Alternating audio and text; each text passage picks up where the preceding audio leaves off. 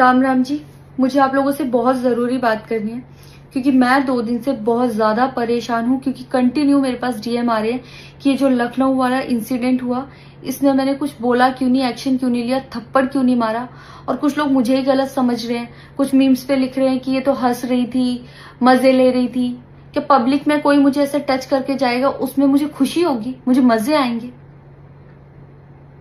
सारी बात ये थी कि जब इनका सॉन्ग के लिए मेरे पास कॉल आया तो मैंने सारी चीजें क्लियर कर ली थी कि इसमें ऐसा वैसा कॉस्ट्यूम तो नहीं है, कोई डबल मीनिंग लाइन तो नहीं है, और इसमें ऐसा वैसा सीन तो नहीं है। और मैं शूट पर गई, शूट पे सब कुछ नॉर्मल था, मुझे कोई प्रॉब्लम नहीं हुई।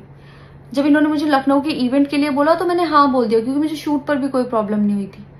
और जब मैं लखनऊ में गई, मैं स्टेज पर थी, मैं पब्लिक से बात कर रही थी, पवन सिंह जी ने मुझे बोला कि इधर कुछ लगा हुआ है। उससे थोड़ी देर पहले ही मेरी ड्रेस वो न्यू थी, साड़ी में नीचे टैग लगा रह गया था। तो मेरे दिमाग में आया कि शायद ब्लाउज का भी टैग लटक रहा होगा। मैं हंसकर उस चीज को दबा रही थी कि अगर मेरा टैग लगा भी है तो वो चीज जिस टाइम मैं पब्लिक से माइक में बात कर रही हूँ उस टाइम ना बोल के साइड में भी बोली जा सकती है, इसलिए मैं उस चीज को उस टाइम पे दबा रही थी। मैंने हंस के टाला, अवॉइड किया और फिर दोबारा बात करने लगी। वो बोले नहीं कुछ लगा है, नहीं कुछ लगा है। तो मैंने कहा नहीं लगा, वो बोले लगा हुआ है। तो मुझे लगा कि शायद ये तो मेरे को लग रहा था कि कुछ लगा है इसलिए ये बोल रहे हैं।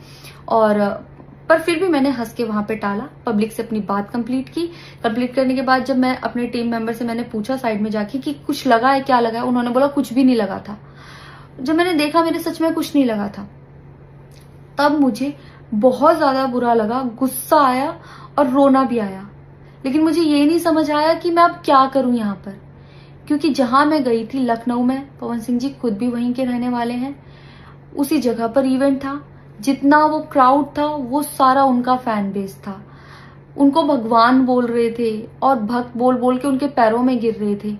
वो उनका फैन बेस था, क्राउड था।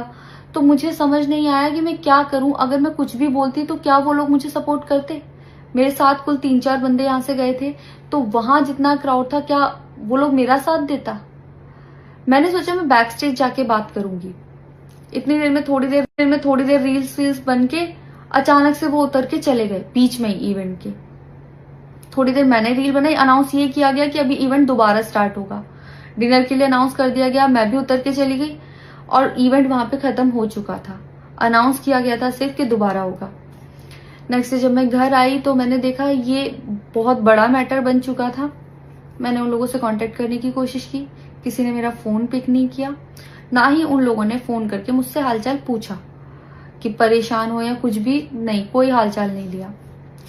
मैं पोस्ट करना चाहती थी, जो लोग लिख रहे थे कि मजे आए या हंस रही है, मैं रिप्लाई में पोस्ट करना चाहती थी। मेरे को किसी का कॉल आया था कि पवन सिंह की पीआर टीम बहुत स्ट्रांग है और कुछ भी ऐसा वैसा मत लिखना और ना पोस्ट करना, क्योंकि वो लोग अगर कुछ लिखेंगे ना बहुत कुछ उल्टा लिख देंगे तुम्हारे लिए और बहुत कुछ कहेंगे और बहुत बड़ा मैटर बन जाएगा। अभी जितना परेशान हो उससे ज्यादा परेशान हो जाओगी, तो छोड़ो। मैंने ये सोच के इस चीज को अवॉइड किया। मुझे लगा 1-2 दिन में मैटर थोड़ा ठंडा हो जाएगा, कोई बात नहीं। मैंने कहा पर्सनली कभी बात करूंगी इस बारे में इनसे। लेकिन बढ़ता जा रहा है, ऊपर से ना उनकी तरफ से कोई रिप्लाई मिला और मुझे नहीं पता कि ऐसे में मुझे क्या करना चाहिए था और क्या करना चाहिए। आप लोग मुझे बताओ, मुझे ऐसे में क्या करना चाहिए। मैं बिल्कुल भी सपोर्ट नहीं करती कि हाँ ये चीज नॉर्मल है या इसको नॉर्मल समझूं। किसी भी लड़की को उसके बिना परमिशन के टच करना ही पहली बात बहुत गलत है, और फिर इस तरीके से टच करना तो हद से ज्यादा गलत है। यही सेम चीज अगर हरियाणा में हुई होती ना तो मुझे जवाब देने की जरूरत नहीं पड़ती, यहाँ की पब्लिक अपने आप जवाब दे देती, यहाँ की ऑडियंस फुल सपोर्ट करती और जवाब देती। लेकिन मैं उनकी जगह पर थी, वो यहाँ पे नहीं थे। इससे मुझे ये लेसन मिला है कि मैं भोजपुरी इंडस्ट्री में अब काम नहीं करूंगी।